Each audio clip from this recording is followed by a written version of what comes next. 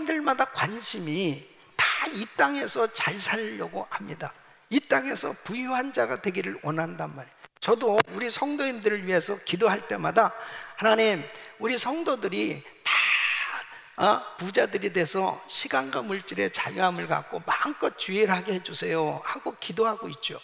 이 땅에서 다 누구나 다 부유한 자가 되길 원해요. 근데 진짜 부자는 천국에서 부자가 돼야 되는 거예요. 예? 그게 영원한 부자이기 때문에 그렇습니다. 자, 오늘 이 말씀을 보면 부자 청년이 주님 앞에 찾아왔습니다. 그래서 이 부자 청년을 만나서 주님께서 말씀하시는 내용을 보면은 누가 천국에 들어갈 수 있는지, 그리고 누가 천국에서 부자가 되어질 수 있는지에 대해서 우리 주님께서 아주 귀한 교훈을 주고 계세요. 오늘 이 말씀은 너무너무 중요합니다. 저는 중요하지 않은 얘기는 하질 않아요. 정말 중요한 말씀이에요. 저는 우리 성도들이, 저와 여러분들이 다 천국에서 부유함을 누릴 수 있기를 바라요. 이 땅에서도 부유하게 살고 저 천국에서도 부유해지는 성도의 삶이 되시기를 축원합니다. 자, 오늘 이 말씀을 통해서 확실한 천국 백성이 되고, 그리고 천국에서 정말 부유한 자가 되는 이런 복된 삶이 되시기를 예수 이름으로 축원합니다. 그 첫째는, 자, 천국에 들어가려면 죄인인 자신을 알아야 한다 하는 것입니다. 예수님을 찾아온 이 부자 청년을 보면 이 사람은 철저히 율법을 지키고 또 유대인의 전통을 따라서 신앙생활을 아주 잘한 사람이다 하는 걸 알 수 있습니다. 이 사람에 대해서 누가복음 18장에 보면 유대의 관원이라고 그랬습니다. 그러니까 사회적 이 신분도 그 지위도 있었고, 그리고 재산도 많이 가진 이 부자였고, 또 도덕적으로나 지성적으로도 이 사람이 상당히 갖춰진 그러한 아주 귀한 젊은이였습니다. 근데 이 사람에게 한 가지 부족한 것, 없는 것이 뭐냐면 바로 영생의 확신이 없었어요. 구원의 확신이 없었습니다. 그래서 16절에 보면 예수님에게 이렇게 물어보는 거예요. 내가 무슨 선한 일을 하여야 영생을 얻으리까? 이 사람의 생각 속에는 이 유대 전통에 의해서 나름대로 선한 행위를 함으로 인해서 영원한 생명을 얻을 수 있지 않을까 하는 그 생각으로 꽉 차 있는 거죠. 그러니까 오늘날도 사실 많은 사람들이 이런 생각을 가지고 있습니다. 어떻게 천국에 그렇게 쉽게 갈 수 있단 말입니까? 제가 생각할 때는 뭔가 그래도 나름대로 준비가 돼야지 천국에 갈 수 있는데, 그래서 뭔가 이 청년처럼 선한 일을 좀 해야 이 천국에 갈 수 있지 않을까 하는 이런 생각을 갖기가 쉬워요. 그런데 주님께서 이렇게 말씀을 하시는 거예요. 선한 이는 오직 한 분이시니라, 이렇게 말씀하세요. 내가 생명에 들어가면 계명들을 지키라. 그러면 선한 분은 한 분이시다 이렇게 말씀하시는 건 뭐냐면 인간은 선한 사람이 없다 그 말씀이죠. 오직 하나님 한 분만 죄가 없는 분이지 인간은 다 누구나 다 죄인이다. 그 청년이 바로 죄인이다라고 하는 것을 우리 주님이 가르쳐 주시기를 원하셨던 겁니다. 그러면서 계명을 지키라고 그러니까 이 청년이 이렇게 얘기합니다. 제가 계명을 다 지켰습니다. 예수님께서는 오늘 5계명부터 9계명까지만 말씀을 하셨어요. 살인하지 말라, 간음하지 말라, 도둑질하지 말라, 거짓 증거하지 말라, 내 부모를 공경하라, 네 이웃을 내 몸과 같이 사랑하라 하신 것이라, 이렇게 주님께서 말씀하셨을 때 이 사람에게 있어서 생각할 때는 나는 이것을 다 지켰는데요, 그러니까 이 사람의 생각 속에는 나름대로 외형적인 계명들은 다 지키고 있는 것에 대해서 나름대로는 그래도 열심히 살아간다고 할 수 있잖아요. 근데 주님이 이렇게 말씀하시는 거예요. 내가 21절 보면 내가 온전하고자 할진대, 온전하고자 할진대라고 하는 것만 뭐겠어요? 너에게 부족한 부분이 있다. 네가 그 계명들을 지켰다고 그러는데 사실은 온전하지가 못해. 그것을 말씀하시잖아요. 그러니까 산상수훈을 보면은 사람들은 생각할 때 내가 살인하지 않았는데, 내가 간음하지 않았는데, 내가 도둑질하지 않았는데, 이렇게 이 부자 청년처럼 자기들 나름대로 법을 지켰다고 생각할 때 주님이 뭐라고 말씀하셨냐면, 네가 네 마음으로 형제를 보고 미워해도 살인했다, 내가 지나간 여자를 보고 음욕을 품어도 간음죄를 저질렀다, 마음으로 짓는 죄에 대한 것들을 언급하셨습니다. 그러니까 이 청년이 지금 살인하지 않았다 할지라도, 간음하지 않았다 할지라도 지금 주님께서 보실 때는 네가 온전하지 못하다, 너는 죄인이야 라고 하는 것을 지금 주님은 가르쳐 주시기를 원하시는 것입니다.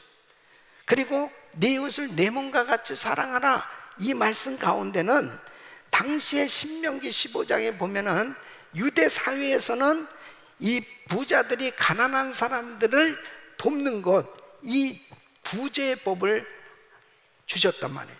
그래서 신명기 15장 7절로 8절 보면 내 하나님 여호와께서 내게 주신 땅 어느 성읍에서든지 가난한 형제가 너와 함께 거하거든 그 가난한 형제에게 내 마음을 강팍해 하지 말며 내 손을 움켜쥐지 말고 반드시 내 손을 그에게서 펴서 그 요구하는 대로 쓸 것을 넉넉히 구워주라, 이렇게 말씀을 하셨거든요.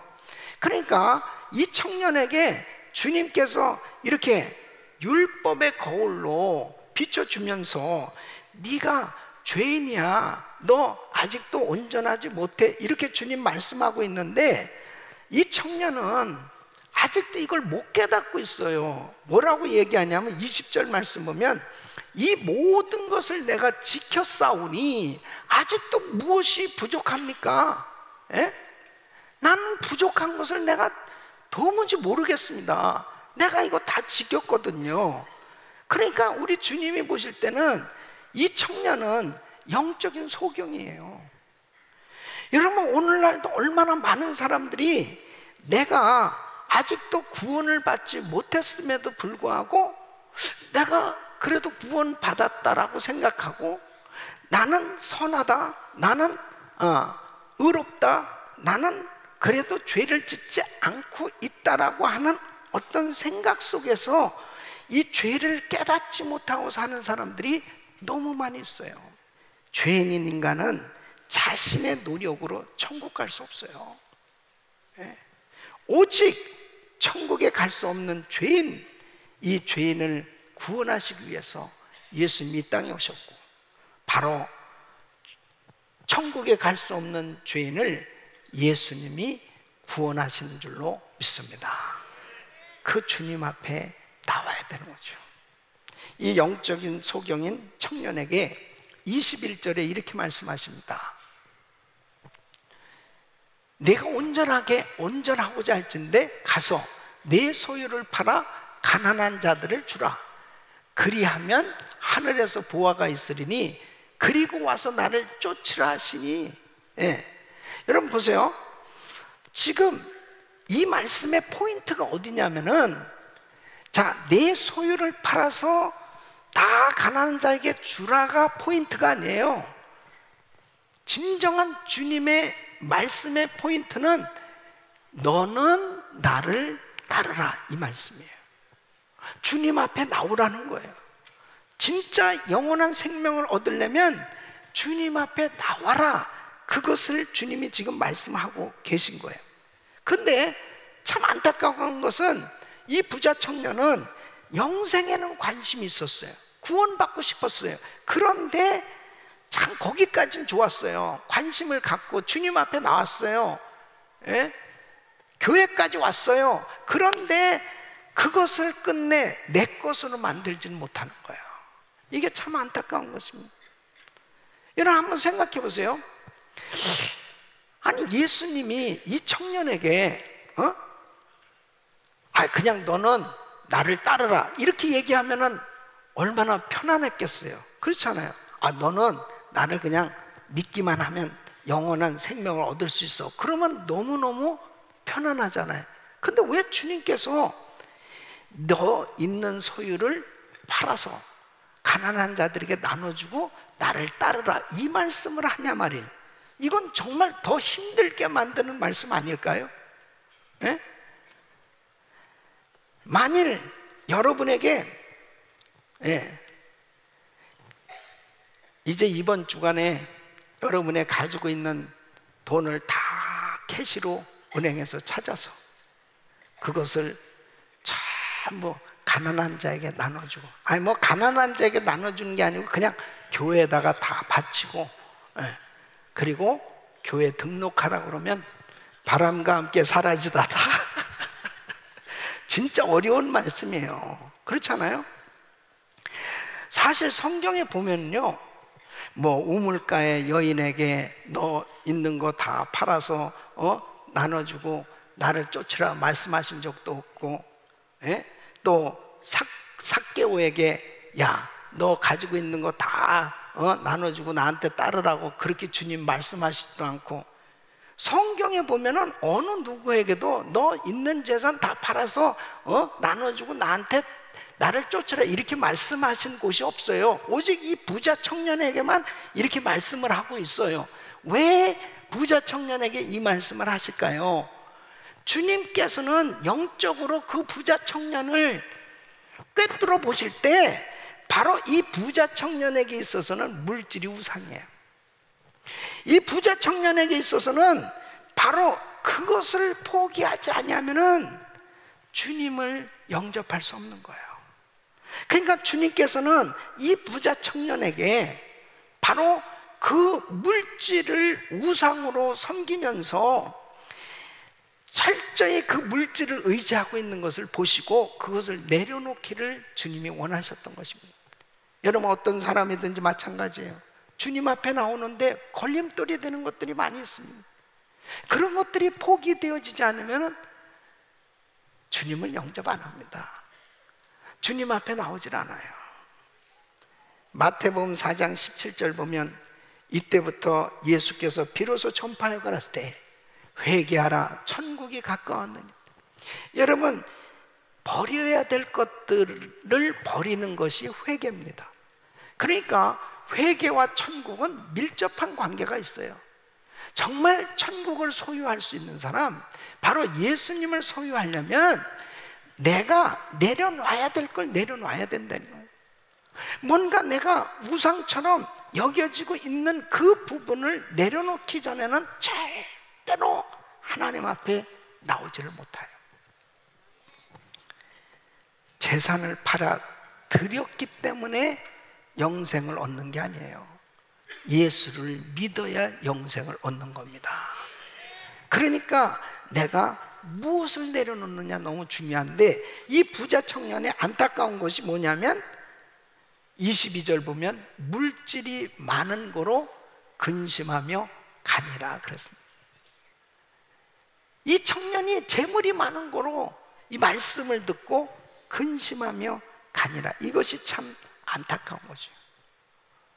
바로 예수님이 생명이신데, 예수님이 진리인데, 바로 그분을 소유하고 그분을 얻는 것이 축복인데, 이 물질 때문에 결국은 근심하며 갔어요. 생명을 잃어버렸어요. 진리를 놓쳐버렸어요. 이것이 너무 안타까운 거죠. 요한복음 14장 6절 보면 예수께서 하셨을 때 내가 곧 길이요 진리요 생명이니 나로 말미암지 않고는 아버지께로 올 자가 없는. 예수님이 길이에요. 예수님이 진리예요. 예수님이 생명입니다. 바로 그분을 소유해야 되는데 이 물질 때문에 이 부자 청년은 근심하며 갔어요. 길을 놓쳐버렸어요. 생명을 잃어버렸어요. 진리를 소유하지 못한 겁니다.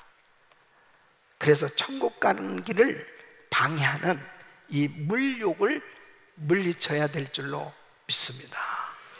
물욕을 물리쳐야 돼요. 23절로 26절 보면 이 부자 청년이 떠나고 난 다음에 이제 제자들을 데리시고 주님이 이렇게 가르쳐 주세요. 내가 진실로 너에게 이르노니 부자는 천국에 들어가기가 어려우니라. 다시 너에게 말하니 약대가 바늘기로 들어가는 것이 부자가 하나님의 나라에 들어가는 것보다 쉬우니라 하신대. 제자들이 듣고 심히 놀라가는데 그런즉 누가 구원을 얻을 수 있으리까? 예수께서 저희를 보시며 가라사대 때 사람으로는 할 수 없을 때 하나님으로서는 다 할 수 있느니라. 여러분, 주님께서는 이렇게 말씀하세요. 도대체 이 부자가 진짜 천국 가는 것이 힘들다, 천국 들어가기가 얼마나 어려운지 낙타가 바늘길을 통과하는 거 그것만큼이나 어렵다, 이렇게 주님 말씀하십니다. 여러분, 사실 보면은 진짜 뭔가 가졌다라고 생각하는 사람들은 참 주님을 영접하는 게 그렇게 어려워요. 주님 앞에 나오는 게 그렇게 어렵죠. 그럼 왜 이렇게 세상에서 부유한 사람, 뭔가 가졌다고 하는 사람, 지식층, 권력층, 그런 상당히 뭔가 얻었다는 사람들이 왜 이렇게 예수님을 영접하기가 힘들까요? 디모데전서 6장 9절로 10절 보면 사도 바울은 그 이유를 이렇게 설명하고 있습니다. 부하려 하는 자들은 시험과 올무와 여러 가지 어리석고 해로운 정욕에 떨어지나니 곧 사람으로 침륜과 멸망에 빠지게 하는 것이라. 돈을 사랑함이 일만하게 뿌리가 되나니 이것을 사모하는 자들이 미혹을 받아 믿음에서 떠나 많은 근심으로써 자기를 찔렀도다. 그러니까 이 물질을 많이 얻어보려고, 부자가 되려고 막 노력을 할 때 마귀의 시험, 이 끊임없는 이 마귀의 올무, 이 정욕, 이러한 것들로 계속 시험을 받고 있기 때문에 하나님 앞에 자신이 죄인임을 깨닫고 그 주님 앞에 나오는 것이 그렇게 힘들다는 거예요. 그래서 마태복음 13장 22절 보면 가시떨기에 뿌렸다는 것은 말씀을 들으나 세상의 염려와 재리의 유혹에 말씀이 막혀 결실치 못하는 자요, 그랬습니다. 주님 앞에 나오는데 이 물질의 이 유혹, 물질의 시험이 결국은 방해되는 그러한 경우가 너무 많이 있습니다. 성경에도 가룟 유다도 참 결정적일 때 그 물질 때문에 예수를 팔았어요. 발람 선지자도 물질 때문에 잘못된 길로 가고 말았습니다. 하나님의 축복을 받을 수 있는 기회를 놓쳤어요. 근데 또 성경에 보면 부유한 사람들 중에서 하나님의 은혜를 받은 사람이 있습니다. 니고데모 같은 사람, 또 아리마대 요셉과 같은 사람, 또 삭개오도 그렇죠. 부자라고 그랬습니다. 근데 이 사람들은 어떻게 이렇게 쉽게 은혜를 받을 수 있었을까요? 여러분, 주님 앞에 나올 수 있다는 것이 하나님의 은혜입니다. 전적으로 하나님의 은혜예요. 요한복음 6장 44절 보면 나를 보내신 아버지께서 이끌지 아니하면 아무라도 내게 올 수 없으니 오는 그를 내가 마지막 날에 다시 살리리라 그랬습니다. 주님 앞에 나올 수 있다는 것이 축복입니다. 그래서 정말 부자로서 하나님을 잘 섬길 수 있는 것은 큰 축복이에요. 그건 보통 큰 축복이 아니에요. 교회에서도요, 이렇게 성전 건축을 한다 그러면, 여러분 성전 건축합니다 그러면 아멘 큰 소리로 아멘 하는 사람, 주로 돈이 없는 사람이 그렇게 아멘 하는 거예요. 돈이 많은 사람은 절대 아멘을 안 합니다. 왜냐하면 내 지갑에서 나가야 될 걸 생각합니다. 그런데요, 참 신기한 거는 그 아멘 한 것 때문에 이렇게 건물이 지어진다는 사실을 알아요. 하나님이 다 하시는 거예요. 하나님이 하시는 것입니다. 천국 백성들은 천국의 시민으로서 이 세상의 신, 부의 우상, 이 만몬, 이 물질의 우상, 물질신, 이것을 다 쫓아버려야 돼요. 이것을 다 쫓아, 하나님을 기쁘시게 되는 이 물욕을 버려야 됩니다. 그리고 어떻게 되느냐? 내가 가지고 있는 모든 것들을 천국에 투자하는 삶이 돼야 될 줄로 믿습니다. 이게 천국에서 부자가 되는 비결입니다. 천국에 투자해야 됩니다. 예수님께서는 지금 이 제자들에게 진정한 영적 부유를 지금 자세히 설명해 줄 때 베드로가 이렇게 질문합니다. 27절에 보면은 베드로가 대답하여 보소서, 우리가 모든 것을 버리고 주를 쫓았사오니 그런즉 우리가 무엇을 얻으리까? 저희는 주님을 위해서 다 모든 것을 전적으로 헌신했는데 그렇다면 무엇을 얻을 수 있습니까? 그러니까 주님이 28절로 29절에 이렇게 분명하게 해답을 주세요. 예수께서 가라사대 때 내가 진실로 너에게 이르노니 세상이 새롭게 되어 인자가 자기 영광의 보좌에 앉을 때에 나를 쫓는 너희도 12 보좌에 앉아 이스라엘 12지파를 심판하리라. 또 내 이름을 위하여 집이나 형제나 자매나 부모나 자식이나 전토를 벌인 자마다 여러 배를 받고 또 영생을 상속하리라. 여러 배 받고 영생을 상속하리라. 하늘에 그 놀라운 축복을 분명하게 약속하고 있어요.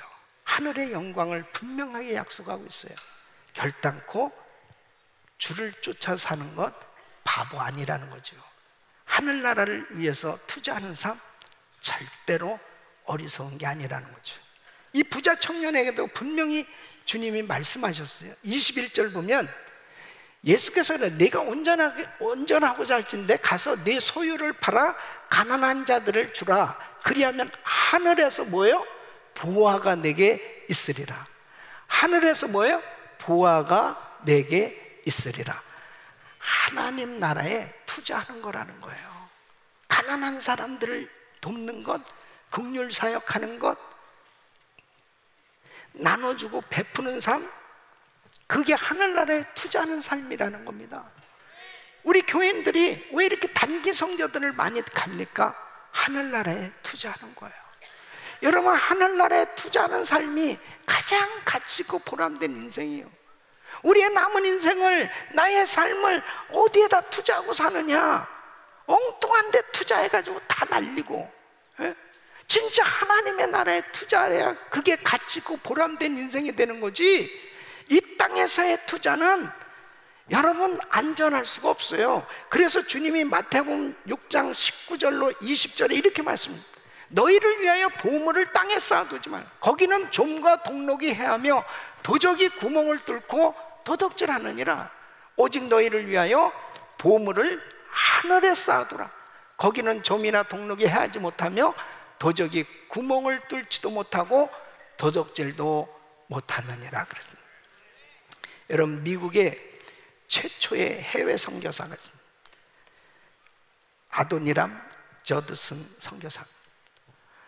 이 저드슨 선교사는요 진짜 수재입니다. 수재.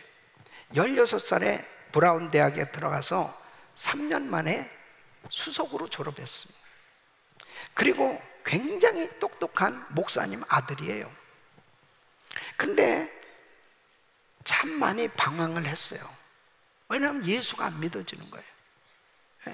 그러한 삶을 살다가 어떤 계기로 인해서 이제 확실하게 예수님을 믿고 이제 헌신하게 되죠. 이 신학교를 나오게 됐는데 그에게 대학 교수 자리가 있었고 그 다음에 보스턴의 아주 큰 교회 목회지가 열렸습니다. 근데 그것을 포기하고 그는 선교사로 헌신을 합니다. 인도 선교사로 가게 됐는데 거기에서 추방을 당하게 되죠. 그래서 배를 타고 이제 미얀마로 가게 됐는데 그곳에서 사실 아내랑 결혼해서 보름 만에 선교사로 떠났는데 그 배에서 유산을 하게 됐죠. 그리고 그때부터 이 아내가 굉장히 어려움을 겪게 되는데 그러면서 이 미얀마는 미개한 정말 그때 당시만 해도 얼마나 어렵고 정말 힘든 곳입니다. 풍토병이 뭐 말할 수가 없는 그 아들도 결국 풍토병으로 잃어버리게 되고 그리고 또 거기에서 이 무슨 영국 스파이라고 그래가지고 잘못해서 감옥에 또 갇히게 되는 그런 억울한 여러 가지 일 가운데서 이분은 이제 석방돼서 나올 때는 아내가 37살의 나이에 세상을 떠납니다. 정말 선교 안 하면서 너무너무 힘든 그런 과정들을 겪어요. 그러면서 이분이 지독하게 미얀마 말로 성경을 번역합니다. 그래서 성경 번역본이 이제 미얀마로 된 성경을 출판을 하게 되죠. 그리고 성경 편찬뿐 아니라 이제 사전까지 편찬하게 됩니다. 그리고 그의 생애에 63개의 교회를 개척합니다. 그건 놀라운 겁니다. 그 불교 국가에서 지독한 불교 국가 그 가운데서 이분이 목숨 걸고 주의 사역을 감당하다가 육체의 질병을 얻어요. 그래서 이제 미국으로 요양하기 위해서 오는 배를 타고 가는 도중에 세상을 떠납니다. 이 아도니람 이 저드슨의 생애를 보면 인간적으로는 바보 아니에요, 바보. 그렇게 수재가 그렇게 얼마든지 미국에서 편안하게 나은 생을 살 수 있었음에도 불구하고 왜 그렇게 어려운 미전도 종족 지역에 가서 아내도 잃고 자식도 잃고 그리고 결국 병을 얻어서 세상을 떠난 에콰도르의 아오카족 이 식인종 그들에게 선교를 하다가 순교한 짐 엘리엇 이분도 아주 수재였죠. 이 짐 엘리엇의 일기에는 이렇게 써 있습니다. 영원히 남을 것을 소유하기 위하여 영원히 잡을 수 없는 것을 포기하는 사람은 바보가 아니다. 여러분, 하늘나라에 투자하는 거 바보 아니에요. 그게 진정한 성공인 줄로 믿습니다. 우리 사랑하는 성도 여러분, 누가 이 시대에 진정한 지혜로운 부자가 될 수 있을까요? 바로 나에게 주어진 시간이 얼마인지 모르지만 하나님의 나라에 투자하고 사는 사람, 바로 나의 귀한 물질과 귀한 시간과 달란트를 가지고 나만을 위한 삶이 아니고 바로 이웃을 섬기고 이웃을 돕고 이웃을 잘되게 하고 불쌍한 영혼들을 향해서 나의 것을 포기하고 희생하면서 사는 그 삶이 바로 하늘나라에 투자하는 삶이요, 하늘나라에서 진정한 부자가 되는 삶인 줄로 믿습니다. 우리 사랑하는 성도님들의 삶이 진정한 부자의 삶이 되어서 주님의 기쁨이 되시기를 예수 이름으로 축원합니다.